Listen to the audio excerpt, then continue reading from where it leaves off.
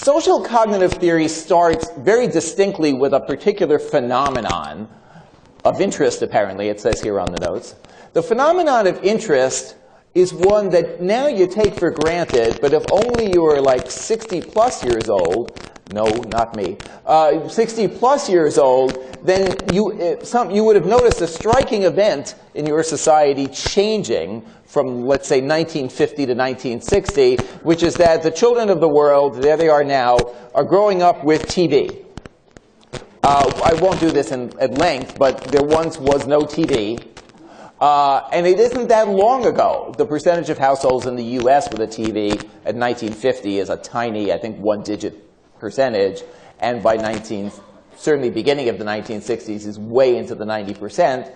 TV's on multiple hours a day. So that means this is about as large a social change as you can get, which means that one generation, people are spending a few hours a day, every day forever, on an activity that didn't exist one generation previously. One of the things that crosses people's mind is that TV shows have, Gunsmoke with guys shooting each other and professional wrestling. And so the peoples of the world are exposed to large amounts of violence on TV.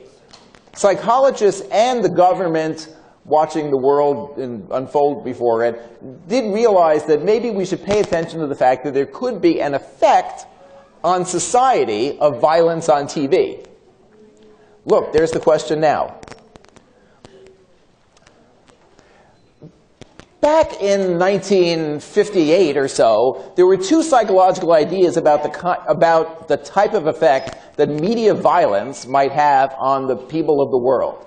This is a happy case where one of the ideas is clearly not right and the other is right. I know of no data that supports the first idea. I'm just going to spell it out. And loads of data is consistent with the second idea, not that there couldn't also be some other additional ideas. Back in the day of the 1950s, psychoanalytic theory had an idea. We did psychoanalytic theory so briefly last time, it's hard to quite see that if you weren't already familiar with it. But the idea is that if the mind is an energy system, anything, including fictional things, that tap into the energy will release it. There'll be a cathartic release of energy. So there were genuine people influenced by the thinking of Freud who thought that by watching violence on TV, society will have a reduction in aggression because it will release society's aggressive instincts. It's been quite a while since I've seen the original version of the movie Rollerball. As I recall, that's one of the science fiction premises, that the violent game will be set up by somebody running society so that the impulses of society will be drained off and everybody will calm down.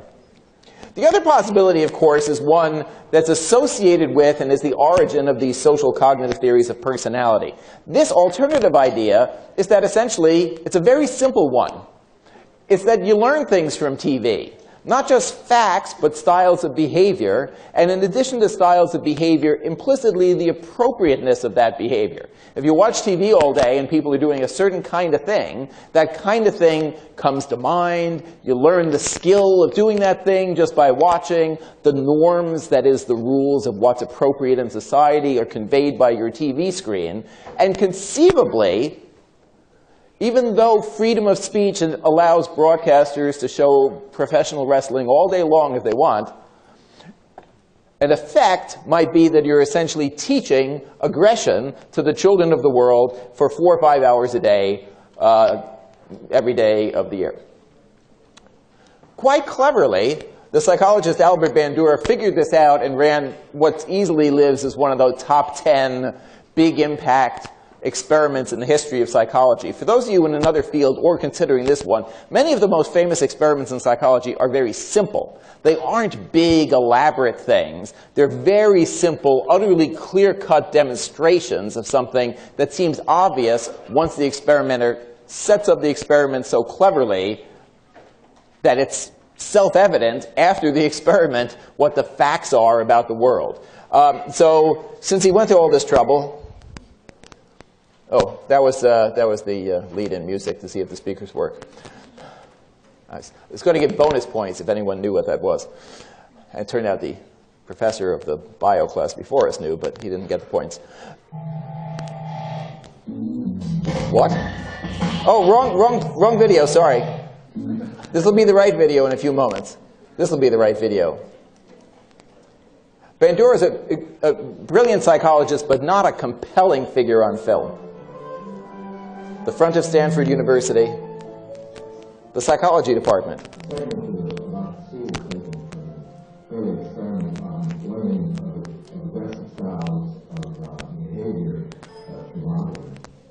Children watch a film adult perform novel aggressive acts or a completed doll, and the physical aggression was accompanied by novel hostile remarks. Hostile remarks. I'll take the shortcut and explain that what happens, in the language of the psychologist, the novel hostile remarks, is that kids in a nursery school, at one point during the nursery school day, like in the morning, are shown a TV show or something on film. There's no particular instruction other than that, you know, your teacher has to go out and smoke some cigarettes, and so while she's out there, you watch this film.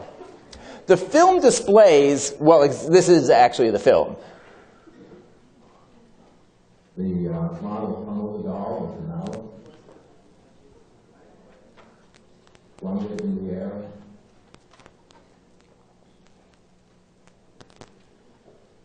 kicked it repeatedly. Horrible, just completely unethical. Threw it down and beat it. Oh.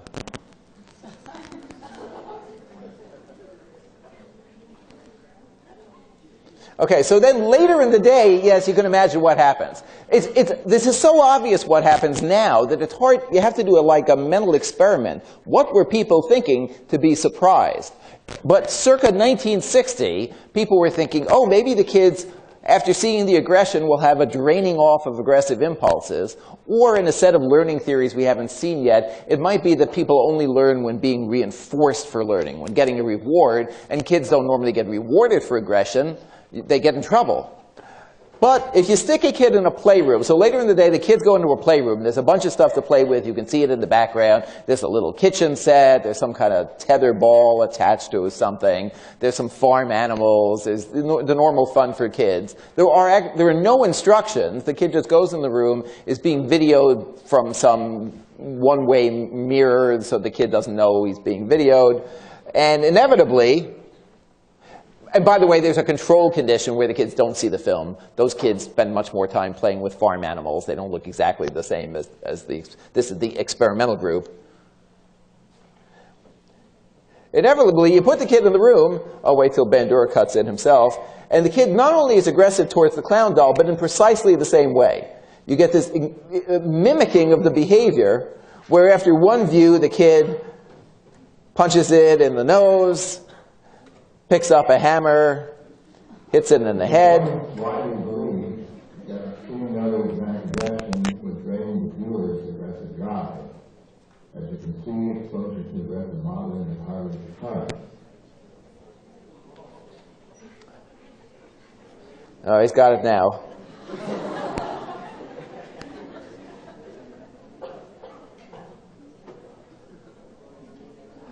And then...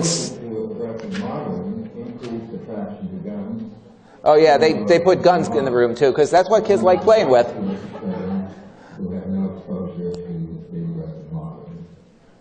And in case you're wondering, where's the girl?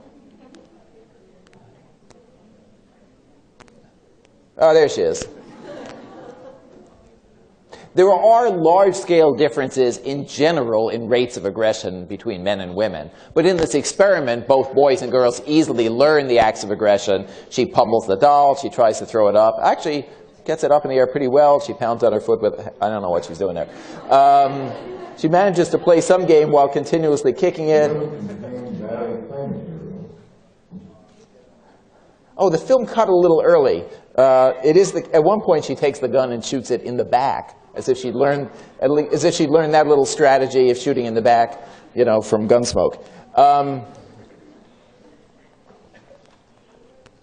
So what happens, the actual results are that, so to speak. This was a very clear-cut case in which there was a personality theory that of Freud's with a prediction, and it didn't work. So the reason why there are other personality theories after Freud is that some of the Freudian predictions just don't work. The one that flops is this cathartic release of aggression, where sometimes there appears to be something like a cathartic release of aggression, and lots of other times there isn't, and Freud just never quite worked through or thought through the cases where the theory doesn't work. Once you have that, oh yeah? So would there be any cases in which the psychoanalytic theory would stand in place of the social cognitive theory? Somebody's just asked a really good question. I'll both come back to it and answer it now, which is, are there some cases in which one theory, I'll phrase it generally, still comes back and replaces the other? So in this case, psychoanalytic theory doesn't work too well, and then you ask, well, do we throw that out? What happens in these theories, I'll try to do this briefly. I also teach the course on personality theory, so I'll try not to answer for 15 weeks, is that there are other phenomena about which psychoanalytic theory says something, and social cognitive theory hardly says anything. So psychoanalytic theory is correct. There are motives and emotions of which people are unaware, and they can't articulate the causes of their emotion, and there's stuff in mind that's not conscious or unconscious. If you're in that domain, then you need some version of psychoanalytic theory, because the other theories don't say much about that. So in essence, the question is so good it anticipates the end of this class. The reason there's more than one theory is because there's so much range of phenomena in what's called personality psychology that inevitably there are sets of phenomena for which one of the theories says something and the other theories don't make a prediction. That's what's different than what you might think of as theory comparison. The domain is so broad that there are some topics where one of the theories doesn't really make a strong, clear-cut prediction in the first place. So the trait theories didn't say anything about the learning of social behavior, so they're not right or wrong in that domain, they just drop the ball. In this case, two theories happen to say something, but there are other cases where the social cognitive theory just never really plays through the dynamics of, it does more recently, but historically, the dynamics of unconscious processes, and so, right. It's not as tight as if this is a physics class. There's an all-encompassing theory, the formula fails, you throw it out and look for a new theory. It's more in a domain in which there are so many subtopics or so many particular phenomena you want to address that inevitably none of the theories is comprehensive enough to address all of them. This is just a laboratory study. What happened is that the influence of media on aggression turns out to be, might be literally the most studied large-scale study topic in late 20th century psychology. Not the largest number of studies, but the existence of truly large-scale studies. So this is a study by somebody who actually used to be at UIC, but now is at the University of Michigan, Raoul Huseman, which is exactly the sort of study you want. Every once in a while, these studies happen in psychology. In the 1970s, the research team takes measures of children's TV watching, codes from parents what shows they watch. They know from separate coding of the shows how much violence appears on each of the shows, because people in communications have worked that through. And so they know how much TV violence children have watched, and then they go back and study the same kids 15 years later. They track them through a school system and measure aggressive behavior in teenage years, including from objective reports, including things like the kid gets into fights, thrown out of school, they call the police. I mean, that's rare, but they track that. And they have lots of other measures. They know if somebody's from a rich family or a poor family. They know if somebody grew up to be 6'5" versus 5'5". So we know for sure we're not just studying a physical size, for example, because those things are, in the language of this, statistically controlled. What they do then is to plot separately for men and women, because there are big gender differences, the effects here of TV violence viewing in childhood on aggression as measured objectively 15 years later, the study running from 1977 to 1992, And they get this, and this is not the only study that gets this kind of result, in which you can predict levels of aggression while controlling for other variables from the childhood variable exposure to TV violence. In subsequent studies, essentially what happens is what I hinted at originally. It's obviously not the case that kids are just remembering, oh yeah, I saw the show where the guy bought a gun and shot some Native Americans, and so I'll do that too. But what's happening is that the exposure to large amounts of violence essentially teaches violence as a strategy for dealing with conflict. It seems more normal and acceptable if you've seen 10,000 hours of TV, perhaps literally not an exaggeration, in which people display violence. And so there are kind of shifts in acceptability of behavior of violent acts in response to conflict as a function of watching that on TV. So even though Bandura didn't do that, he ran laboratory studies that lasted for 2 hours. If you run studies that last for 15 years, and the study goes beyond that into later adulthood, it works out like he anticipated, and that's phenomenon 1. So those are the 3 phenomena. I'll do a brief brushstroke of the theory. Obviously, this could go on for weeks instead of minutes. There are really 2 large ideas. One is to think of the stuff we call personality as developing through social experience, and the other one is that what develops is that thinking processes are seen as essentially a centerpiece of personality. Your ability to figure out what to do, to come up with coping strategies, the way you think about yourself and interpret the world essentially is the driver of a lot of what we call somebody's personality. There are some formal ideas for this. For the first one, for the first idea about the way personality develops, Bandura suggests something that has a fancy name, probably overly fancy, too many syllables. Anyway, the concept he calls reciprocal determinism. Commonly, we have a kind of a cause-effect model that might be simple. Oh, this thing caused the other thing. In the world of personality, it's hard to tell what caused what, because people in a certain environment develop a different personality style. People with a different personality style may choose not to go into certain environments.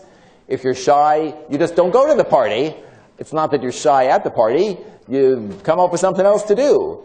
People observe their own behavior. Those observations of behavior teach you lessons about yourself and shape your personality. And so as a way of thinking, Bandura suggested analysis that now we'd call in other physical sciences a systems analysis, an analysis of interacting stuff where as a whole you can't really piece it apart individually into pieces. You have to analyze the fact that there's a coherent sort of complex system. And then within that, the core of personality are a set of belief systems, the thoughts people have about themselves, the skills people develop, though we haven't had time for this, goals people set. Much of your behavior is really organized around short and long-term goals, otherwise you wouldn't be here in class or at a university. And so it's not reflecting so much some personality trait, but the fact that you've committed yourself to some kind of educational goal. Oh, good, there's time. This has 2 implications. One that I'll point at briefly involves a concept that's known variously as personal or social intelligence. I was supposed to say personal, but not personality. This is displayed in the textbook through an example from some other researchers who do social cognitive theory. The example is kind of made up, but it's a very good made-up example. Some people get nervous during tests, and it wrecks their test score, and others don't. You might analyze that as a personality style, nervousness during testiness, or whatever you want to call a personality style. Another way to think about it, though, is that some people who are really into academics, and the idea is that any domain of your life you might have this, you might have these areas of expertise. If you're like really into academics and taking tests, you know a lot of stuff. What to do if you get nervous, how to prepare, if things go wrong, you tell yourself this, what strategies to do. If you don't care about academics that much, you have some normal life, your mental map of academics might be something like this. Study hard. Write neatly, back in the day when classes were small enough that people wrote things on tests. The idea then is that a lot of the stuff you might attribute to personality, a tendency to be anxious, is really stemming from expertise. Some people have a lot of expertise, a lot of strategies and skills in some domains, of course, and you may be like this or know people like this. There's some social settings in which the person's outgoing and skillful. They know how to interact in a social setting more than you do in that setting, or vice versa. The other thing is culture.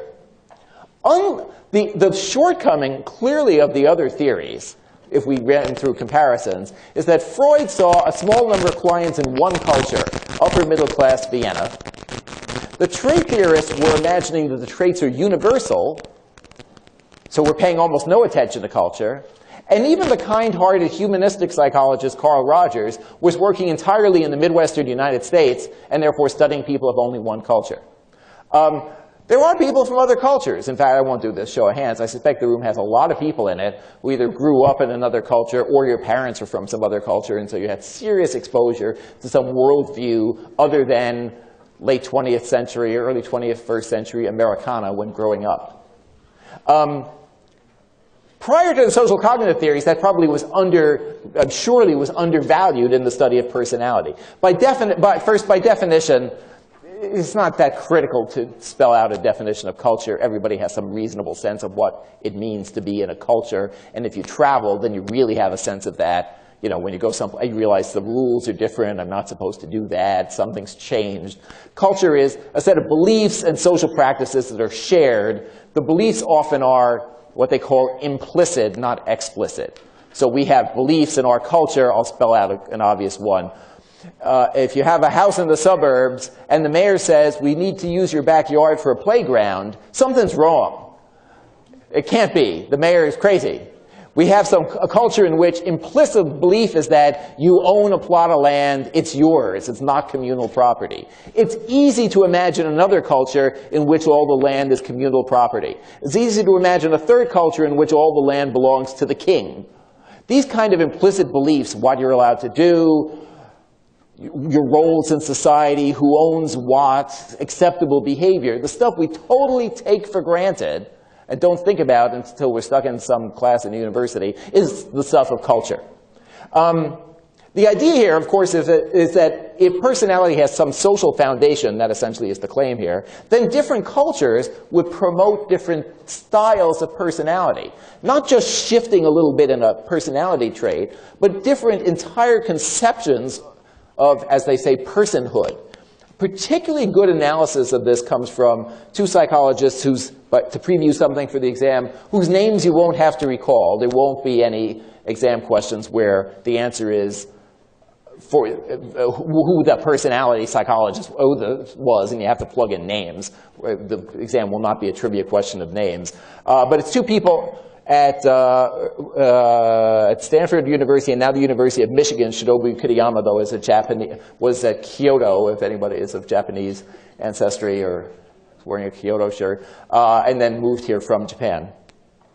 Their concept is that the stuff we call psychology, especially the personality part, is acquired through social practices that occur within a culture, within a broad abstract set of beliefs, and they tend to analyze two different cultures. Because one of these people is from North America and the other from Japan, their own research is an Eastern-Western comparison. This is a little simplistic, both in talking about the East and the West. Nonetheless, it works, so even the most simple idea has something to it.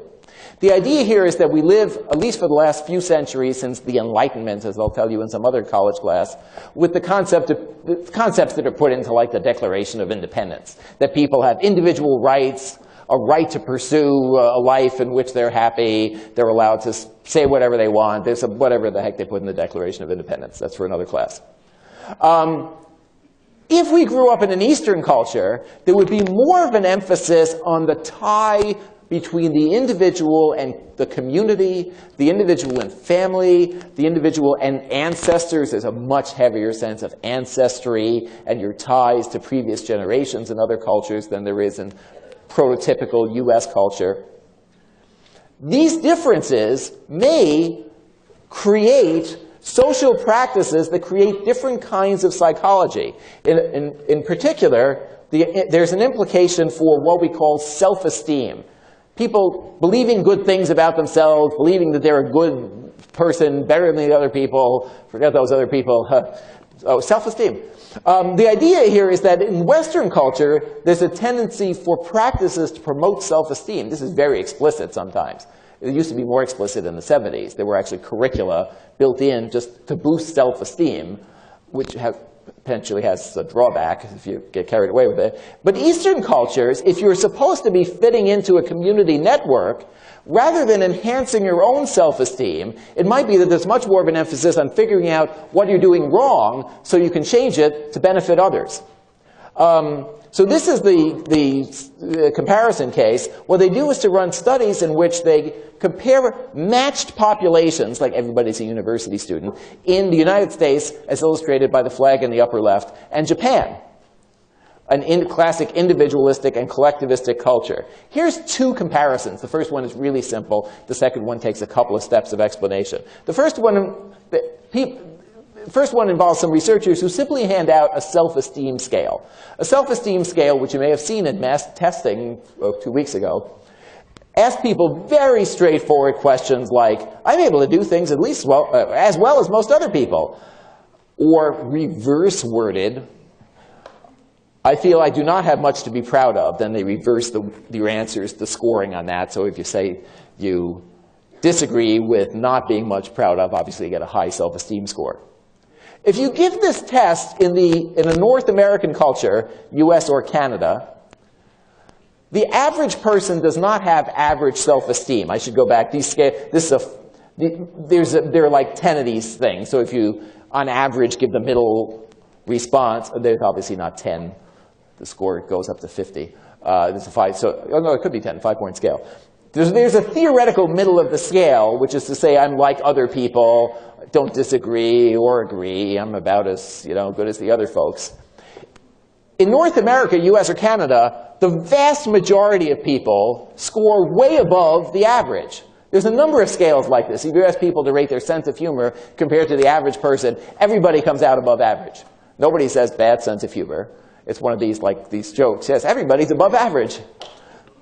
If you give out the same scale, of course translated into Japanese and then back translated so we know we got the scale right, you get an entirely different distribution of scores. It appears if you live in the other culture, you're also attuned to those cases in which you're not doing well and can improve, whereas in US and Canadian culture, you're much more attuned to things that make you a good person and stand out distinctly from other people. It's a hugely different distribution of scores, even though statistics. Here, if you get a below average score, almost everybody who gets a below average self-esteem score in the US also has at least like a mild level of depression. That's not at all true in Japan. There's almost like no relation between self-esteem scores and depression in Japan, but there is in the US. Here's a more complex study. Wait, that's not right. I lost a slide or two. They seem to have fallen out. So I'll describe the study, and then here are the results already. Don't know what happened to those slides. They seem to have fallen out. What they do in this study is to give a fixed list of situations that involve good and bad outcomes to people in Japan and the United States. The outcomes are things like scolded for doing something wrong, praised for doing well in class. They ask people from both cultures whether these success or failure situations, the rows of the table, are relevant to your self-esteem. Some things are irrelevant. If you're standing on a street corner and get splashed by a bus that goes by and your clothes are all wet, it's not relevant to your self-esteem. It's not your fault. You don't feel bad about yourself. You're sort of mad at the bus driver. If you go to a nice party and mistakenly pour an entire pot of coffee on your pants, then it's self-esteem relevant. You've embarrassed yourself. So that's the question. Is the event self-esteem relevant for the same events for both cultures? What happens in the United States, most of the situations are seen as self-esteem relevant. So all the numbers here are like 0.6 to 0.99. In the United States, the numbers on top, the 0.84 and 88, are bigger than the numbers on bottom. People see the success situations as relevant. What happened that's relevant to your self-esteem? Well, somebody liked my shirt. I did better than that guy next to me on the exam. In Japan, the numbers that are bigger are on the bottom. The situations seen as relevant to self-esteem are things like, I noticed I didn't do as well on the paper as many other students in class. I showed up late for work. Those things are self-esteem relevant because people are attuned, so the story goes from these researchers, essentially attuned to paying a lot of attention to situations where they're not doing well as a way of improving the self, as opposed to a US tendency to pay attention to situations that make you seem better, and then if you get a bad exam score, you can always blame the teaching assistant. That, by the way, it would be the teaching assistant. The reason why, I won't dwell on this because we had a good question, so first row would answer that. The reason there's more than one personality theory is because none of these theories were utterly comprehensive. Freud's theory probably is comprehensive, but it breaks down in parts. If Freud's theory didn't break down, we'd be fine. The fact that it breaks down and the others aren't really fully comprehensive is why we're left with more than one theory.